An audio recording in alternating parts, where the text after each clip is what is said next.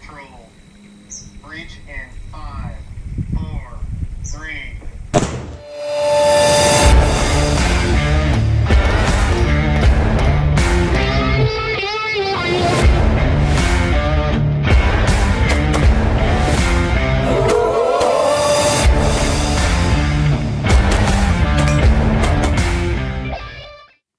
What's up, guys? I'm Uncle Freedom, coming to you on a glorious and well-deserved quasi-day off. I got to go to work tonight. And today, we're going to take a look at actual ammo loadouts. I've talked about getting into this for a minute now. I've seen a bunch of 7 mags. I carry 3 mags. I'm going to give you real loadouts, reasons that those loadouts exist, and what we would actually be using them for. Should be a good time.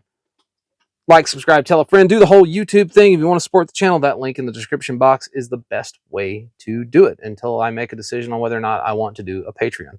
Haven't decided. So, ammo loadouts. So first thing we have to do is we have to understand your role. Are you a conventional troop or are you a guerrilla fighter? Because they're very different, right? Conventional troops have long, large movements, spare stuff, vehicles, all that. Guerrilla fighting is fast, quick, effective, efficient, right? You got to figure out what you want to do. So the ammo loadouts will change for each one. And you're going to have to learn to balance your load. In the essential core kit of the Minuteman, I talked about your chest rig, your plate carrier, your battle belt, your ear pro, and your assault pack. We're mainly focused on your belt, chest rig, or plate carrier, and your assault pack. That's what we're worried about. So the next thing you learn to balance, though. You have to learn how to balance those things around, much like in that video where I talked about now my pistol mags are moved down to my belt where they can supplement this belt. I now have a faster reload here on the rifle, and I've cleared up some space to use some other admin stuff on my chest rig or plate carrier or whatever it was. So when you build out a loadout, your mission will drive the gear. I've heard that a million. Mission drives gear. Met TC. Murphy also votes, though. Met TCM, like Murphy shows up. Like, it's going to happen. Murphy's going to kick you in the teeth. Our options are to mitigate it as much as possible. That'll lead me to my next point, which is tactics win wars. Logistics, or tactics win battles, logistics win wars. That means that how well I enter and clear a building or my guerrilla tactics will absolutely have the ability to win a battle. But if I can't get resupplied for 9 months and I'm out of ammo, logistics win that war, not any kind of tactic on the plan. So something else to keep in mind as I talk about these loadouts, it is a very uncomfortable fact that most people have absolutely zero clue about how heavy packs are for this stuff. The simple fact that in my bug out ammunition, my stockpiling ammunition bug out stuff, people were talking about there's no way you could leave with 1,000 rounds of ammunition. Dude, the average rucksack for like long range surveillance stuff is like 140 pounds. It's heavy. It's normal for anyone that ever lived in that world. I mean, hell, your standard infantry guy, 70 pounds is nothing to lug around. And that's just the pack. That doesn't talk about like his load on his chest or his plate carrier or anything. So most people have no idea how much this stuff actually weighs. And then something we're going to give you, I'm going to give you this acronym, and it's known as SAMS. S-A-M-S. Maybe you've heard this before, maybe you haven't, but it is how we pack assault packs for missions. I'll go over this again when we do the assault pack video, but keep that in the back of your mind when we start talking about loadouts, which SAMS, survival, administrative, mission, sustainment. If it falls in those 4 categories, carry it. If it doesn't, you probably don't need it. So first, foremost, let's talk about some actual loadouts. Now that we've gone through the administrative housekeeping part of this, let's talk about loadouts. What do I mean by loadouts? We're going to use this plate carrier as an example. This is a standardized plate carrier. 3 mag pouches, right? Like, we've all seen this about 1,000,000 times. And in the core kit video, I mentioned something that the Haley Strategic Micro Rig is probably not something that's going to be suitable for you in a Minuteman scenario, right? Everybody's done this 3 mag thing to death. Well, where did that come from, right? Remember, I told you guys this was going to be a fun video. So first loadout we're going to have is what's known as a direct action or a raid loadout. Raids and direct action are quick, fast, infill, exfil. We don't hang around where we're at. We are simply there to do something. That is where that 3 mag loadout came from. You probably shouldn't be doing direct action raids. And it does function very well for the guerrilla fighter. However, there's a caveat to that. You should probably have a backpack with stuff in it. But direct action or raid. What are we looking at for a direct action or raid? 3 mags. We want 3 magazines on our chest rig or our plate carrier. And then we're going to want another magazine on our belt. And then another one in the gun, giving us 5 magazines. 150 rounds, or whatever, 5 28 round magazines, YouTube. So we're basically talking about just shy of 150 rounds of rifle ammunition is what we're carrying for a direct action or a raid. Our time frame that we're looking at in direct action or raid is about 2 hours or less. From leaving where we're at, go to the travel to where we're going, hitting where we're going, and getting back, 2 hours or less. That's a direct action or raid. That's your 3 mag loadout. Well, what if we're going out with the anticipation of doing a follow-on? So that's, let's say the goal for us was to raid this compound, and the information we obtained at that compound would lead us to another target that had to be hit. It's known as a follow-on. So if we were doing a raid with a follow-on, our initial load, 3 on the chest, 1 on the belt, 1 on the gun, is gonna work, right? We're still gonna do 3 + 1 + 1. But now we're going to have at least 5 more in our pack. We want to be able to replenish everything we have in the pack, because if in the first raid I burned up 3 magazines, I might want to replenish those before I leave. And the whole premise behind a raid with a follow-on is nobody's bringing you more stuff before you leave.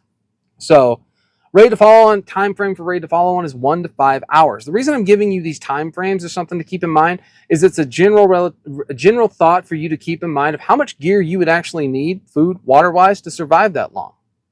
Remember, it's going to be a lot heavier than you think. So again, direct action, 3 + 1 + 1, 2 hours or less. Almost never on foot. Raids with follow-on capability, 3 + 1 + 1 + 5 more in the back. So we're 10 mags on us for that alone. And we're talking 1 to 5 hours we need to be able to sustain. What about a short-range patrol? Short-range patrols are, I mean, it can be any distance really depending on it, but it's more of a time frame. So on a short-range patrol, we're basically looking at 3 to 8 hours. We're going to be walking the whole time. Maybe it's a vehicle raid, but we're going out with the anticipation of playing, screw around and find out a little bit. And during that short-range patrol, we're going to carry 6 + 1 + 1. Now, you're going to have your standard 6 mags on the chest. We're going to carry 1 on the belt. We're going to carry 1 on the gun. So we're going to have 8 magazines with us just for that initial part. So for those of you that wonder what I'm talking about when I say 8 mags, so let's see, there's 4, 5, 6...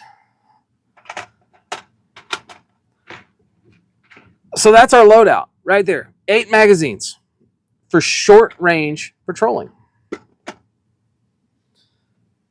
3 to 8 hours. Also sustainment capability in that 3 to 8 hours. Remember, Murphy gets a vote in all these too, so nobody said it's only going to be 8 hours. The next one we're going to have is going to be a long range patrol. Now we're walking, right? Like we're anticipating not just being gone for a few hours, but we're looking at possibly, we're going to start at about 9 hours for a long range patrol, but it could be 48 hours, right? We could be looking at a day movement and then a day movement back. That is not inconceivable at all. That's a long range patrol. Like that happens. That's a real thing. So what are we looking at loadout wise? 6 + 1 + 1. But we're also going to carry 5 to 6 more in the pack. So now instead of 8 magazines, we're going to be carrying 13 or 14 magazines total. 13 or 14 magazines. Let that sink in. Remember, each mag weighs about a pound. 13 to 14 magazines. What about a light or short range reconnaissance? This could be anywhere from 2 to 10 hours. Now, here's my recce build. No, recce's a function, like we do it. Short range reconnaissance, you're not supposed to get into a fight. In fact, if you get into a fight, you have pretty much failed at reconnaissance. But you have to be ready for a fight if you should get into one. Typically, this will not be done in a large, huge element of people. This will be 2 to 3 guys, maybe 4, right? You might have 4 guys at a max, but we're not talking 10 guys on a squad movement or something like that. We are talking legitimately 3 to 4 guys, You're going to move to a location, you're going to scout, do reconnaissance, and come back, which means we're going to be gone somewhere between 2 and like 10 hours. And that also means we're not carrying a bunch of crap on our body. We're not wearing plates usually in the short range reconnaissance because we're not anticipating getting into a fight. We're actually avoiding it at all costs, because if we get into a fight, we failed. But that we're going to need some ammo for this. Well, how many mags are we going to need here? We're going to need 4 on our chest rig, plus 1 in the gun. Odds are, in a short range reconnaissance, I will not have on a belt kit, because I'm going to keep my hips free. I'm going to wear as minimal stuff as I can, because I have more important things with me when I'm doing a short range recon. Maybe that is pruning shears or a saw or some survival gear, water, a little bit of food, stripped out MREs, but 4 plus 1. And then we're going to keep an additional 4 in our pack. So we're carrying 9 magazines. We're actually carrying more magazines to do this than we would for raids or short range patrol, right? Where you're expecting to get some kind of contact probably, but you're in a much larger element. So we're talking 9 mags, right? 4 plus 1 on you, 1 in the gun, 4 in your chest, 4 in your bag to replenish your chest rig. That's it. Well, what about heavy recon or a long range recon? Well, long range recon is my bag. Like, that stuff is fun, and it is a long time. Long range recon takes no less than 24 hours. Typically, your movement is in the dark. You are setting up a hide site, and then you are stuck where you are. Again, we're not expecting to get into trouble because we're avoiding it at all costs, trying to gather information. However, because we are gone for so long, the odds of us coming into contact go up exponentially. The longer you're out, the more likely it is that you're going to get into something. So what are we talking about? 24 to 72 hours, right? 1 day to 3 days. However, they can run as long 6 days, 144 hours. You could be out, depending on what you're doing. If you're dug into a hillside and you're watching stuff, you might need to stay another 2 days because you can't be identified where you are. Getting out's going to be more dangerous than staying where you're at, and you're getting good intel. So we need to be ready for that. But we also need to be ready if we get into a fight. We need to be ready. So what are we going to run if we're going to get into in that situation? I'm going to have a minimum of 8 mags mounted up on my chest and 1 in the gun, right?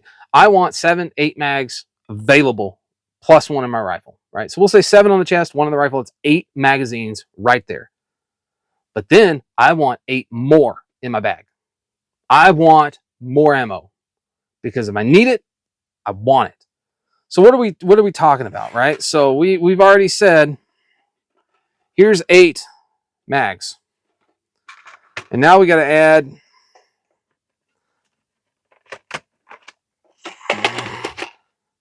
5 more, 8 more. That's what we're talking about just to deal with this long-range reconnaissance or surveillance. We're talking about mags and having mags, ammunition on us, because we may not be anticipating getting into a fight, but make no mistake, if you get into one, we need to overwhelm them and move, because there's no way we can fight toe-to-toe with anybody. We're not armored. We're not ready for that. We're a short element. Nobody's coming to get us. We're outside of the wire. We're away from our resupply lines, because that's what recon is. You're alone. And if you can't figure out how to engage overwhelmingly, get out of there, probably not going to live through it. So carry lots of ammo in that world. Now, what about law enforcement, right? So that's more of a military Minuteman mindseted loadout series. What about law enforcement? What would I carry in law enforcement to do this? Well, let's look at the simple. There's 3 versions of this for law enforcement. First one is known as a hit. So a hit is we're going to serve a search warrant on a place, or we're jumping out on somebody or something like that. Realistically, for a hit, 1 mag on the belt, 1 mag in the gun, 1 mag on the plate carrier, because there are more important things to me during that hit than more ammo. You might could do 2 on the thing, but realistically, somewhere between 3 to 4 mags. That's all you're carrying, man. But you're also going to have at least 3 pistol mags on you, because your pistol is something that you need to be able to function, especially once we get into houses. How long are we going to be gone for this? 15 minutes, max of 2 hours. If we're there longer than 2 hours, something happened. But 15 minutes, 2 hours, somewhere in there. I mean, we're basically, a hit is a raid, but it's an LE focused raid. We are not going into a hit anticipating getting into a gunfight and eliminating people on target. We are going to attempt to arrest you, but we have to be ready to engage you if you decide you don't want to go to jail. Warrant service. Say you've got an active felony warrant somewhere, right? You're dangerous. Like, we're expecting you to be dangerous because you've been dangerous in the past. We need to hit that area and take you out of there. I am not a fan of no-knock warrants. I think no-knock warrants are a liability, because if I just kick your door in and I woke you up in the middle of the night, I might end up having to shoot somebody that didn't need to be shot. Especially some of these people that get it wrong. Like, let's say we're doing a warrant service. We're going to knock and announce, and I'm going in your house, right? That's how it works. Police departments, warrant. Door opens, right? We've knocked and announced, we coming, right? Warrant service. 3 on the chest, 1 on the belt, 1 on the gun. That sound eerily familiar to you? Sound a lot like the direct action raid one? It's because it is. It's the exact same concept. Most direct action raids were about obtaining information or arresting high value targets. Warrant service is no different. That's all we're doing. We're carrying the same kind of loadout for that. Same deal. What are we talking about in a warrant service? 45 minutes to 2 hours. Sound familiar again? 2 hours or less for direct action raids? It's the same concept, man. What about an active shooter, right? We need more is better. 10, 20 mags on us. Active shooter, right? Wrong. How? If we're expending ammo and burning out magazines, we have failed somewhere. Either the intelligence before we got there, or we failed miserably getting in and getting set up. So an active shooter, 3 mags, 1 on the belt, 1 in the gun. Sounds familiar again, right? An active shooter is effectively a direct action raid on a hostile target overseas. It's the same concept. If somebody actively hurting other people, we are going to go in and we're going to engage and eliminate the threat. That is what you're doing in an active shooter response. But there's a part of active shooter response that is not the same. And that is, how long does this take? Anywhere from 2 to 12 hours. Because unlike the military, where we raided, we took what we needed to take, or we took out the high value target and we left scene because we didn't need to do anything. We scooped up evidence or SSE and information, and we dropped it off with somebody else to analyze and figure out what it meant. We don't do that as law enforcement. We're going to hit the building. We're going to take out what we need to take out. But now we have to collect evidence, pictures, photographs, and interview people and talk to people and pull surveillance footage. Realistically, if you did a hit for an active shooter, there is a likelihood, even as law enforcement, that you may be stuck on the perimeter for 24 hours straight. Like, that can happen. So it would behoove you, inside of that cool assault pack you have, to have some sustainment stuff and like survival stuff so that you don't freeze to death or get soaking wet and get hypothermia because you're stuck on the perimeter keeping people at bay while we figure out what's going on inside of the school. That's a real life thing. So unlike everybody else, well, not everybody, some guys have done a great job, but unlike most of the videos I have watched on ammunition loadouts where we just say, 7 mags, it's the standard combat loadout, there is a real no BS actual scale on what ammo loadouts are and what they're actually for. 3 mags on your chest is only good if we're doing warrant service, active shooter response, or direct action raids. Once we move away from that, we have to have magazines on us, like in the bag, to replenish what we got. Same thing. Once we move beyond that to do long range patrol, that's where the standard combat load comes from. 7 mags, man. Now we're moving into that, but we're always carrying extra ammo because Murphy shows up. Murphy exists, right? Murphy beat the snot out of the Rangers in Mogadishu. Everything that could go wrong went wrong with that. That is Murphy, man. Murphy will jack you up, and you could go from, this is a 20-minute problem that I don't need water for, to, holy crap, I don't even have magazines or water or food and night vision. Your loadout is what ensures you don't die in the fight, and then when Murphy eventually shows up and kicks your teeth in, because it will absolutely happen. It's just rules of warfare, man. It's a thing. Nobody knows where Murphy lives, because believe me, we would have already done a hit on Murphy. But nobody knows where Murphy lives. Murphy just shows up and does some stuff. But remember, guys, everything is kind of tailored out to what it is. But I felt it would be beneficial to give you guys some real ammunition loadouts, plus the real reasons those loadouts existed and what they were typically used for, and why the thinking was that went into it, and why we carry some of this stuff. Keep in mind, none of this is ever going to be as light as you believe it is in your head. Like, I can tell you, your long range recon, the 17 mags that you've got is like the least of your concerns, because you got like 80 pounds worth of other crap. Fact. It's also in a rucksack and not in an assault pack, because you're not assaulting crap. We are basically building a home somewhere. So guys, I am Uncle Freedom. Hopefully you found this informative. Lots more to come on this subject, especially the assault pack loadout stuff is going to be really freaking cool, and the chest rig build outs and everything, because I've got like a dozen chest rigs or more. So guys, take care of yourself, take care of each other. Till next time, I'll see you later.